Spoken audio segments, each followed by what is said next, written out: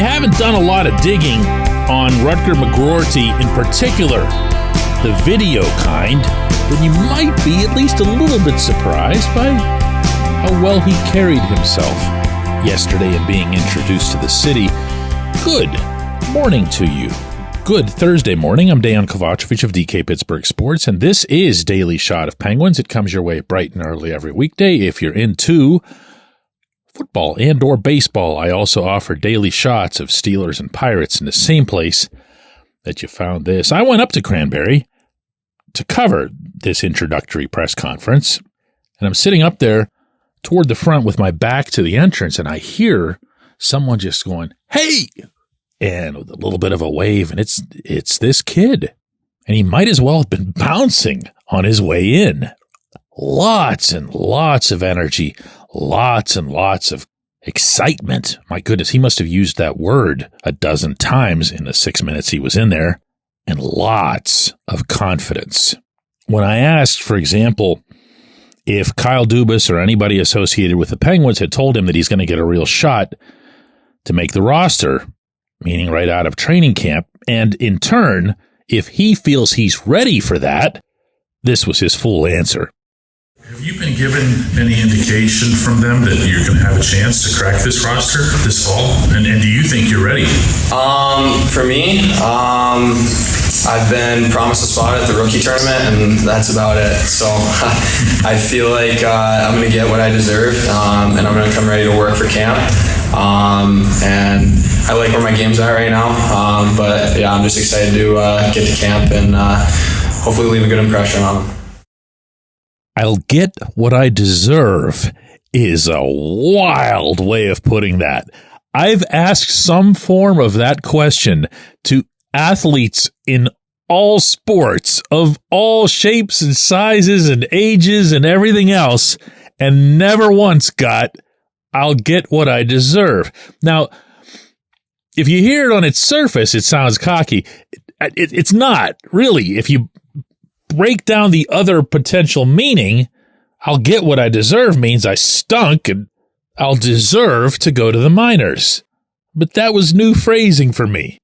And the attitude, the approach that he took throughout this session was a lot like watching his videos.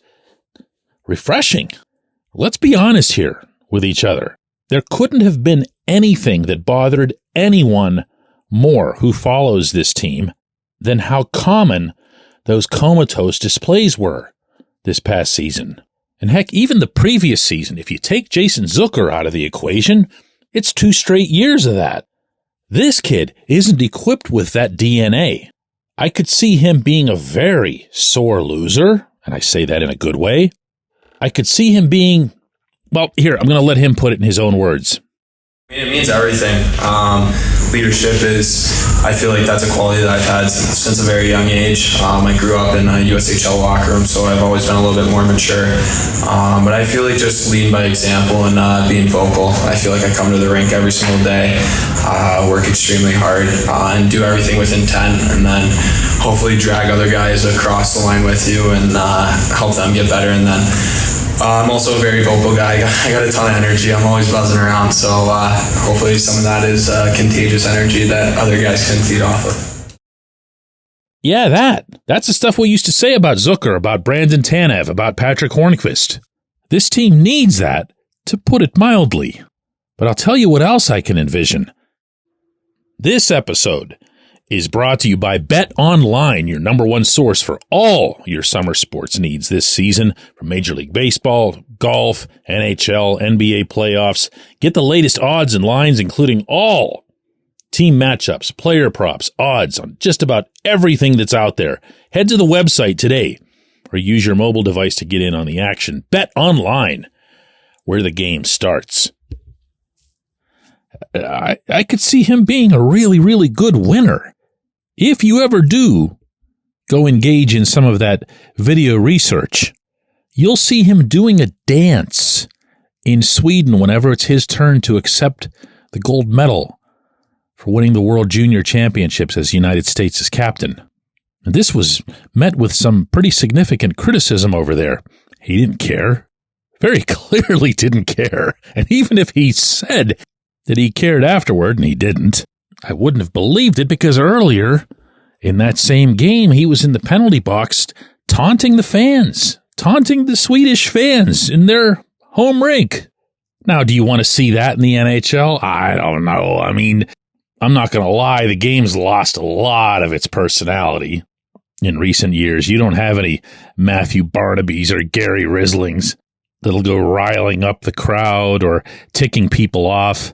But I'll tell you what, if he produces relative to that personality, if the Penguins win relative to that personality, he can do that personality all he wants. I am reminded of something that Paul Maurice said before one of the Panthers games in Pittsburgh last season about the way his team found its energy on a regular basis in road games by doing something, anything in the first period to get the crowd to boo them a little bit. And that could be Matthew Tkachuk doing this or that, or Sam Bennett, whoever, one of their troublemaking types. And the whole bench, Maurice said, would feed off it. Well, those guys ended up okay. I like this. This was different. Remember what I was talking about on yesterday's show? Give me something different, because what we've seen hasn't worked. This kid is so very different than the recent editions of the Pittsburgh Penguins. When we come back, J1Q.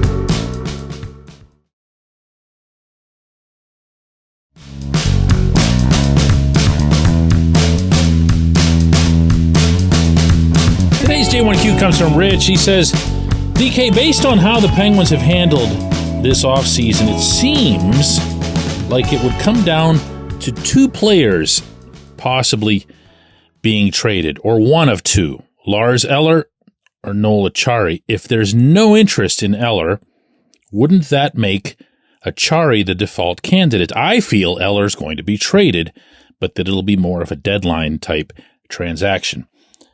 Rich, the default mode, to use your term here, is that no one will be traded. That's the literal default mode, because the Penguins are currently under the salary cap. They don't need to move anybody. So what they can do is go through, ideally, a competitive training camp, have the players themselves, to a degree, sort out who makes the team, provided management and the coaching staff enters the process with the appropriately open mind. And then from there, just figure out what to do with whoever doesn't make it. Let me put that another way. Let's say that the clear winners, such as it is, for third and fourth line center are exactly who I think they're going to be, and I think most people think, and that would be Eller and Kevin Hayes. Doesn't matter the order. From there, you've got a ton of wingers, and I mean a ton of them. Even if you remember that Emil Bemstrom exists, then it's a ton plus one. And they're all going at it.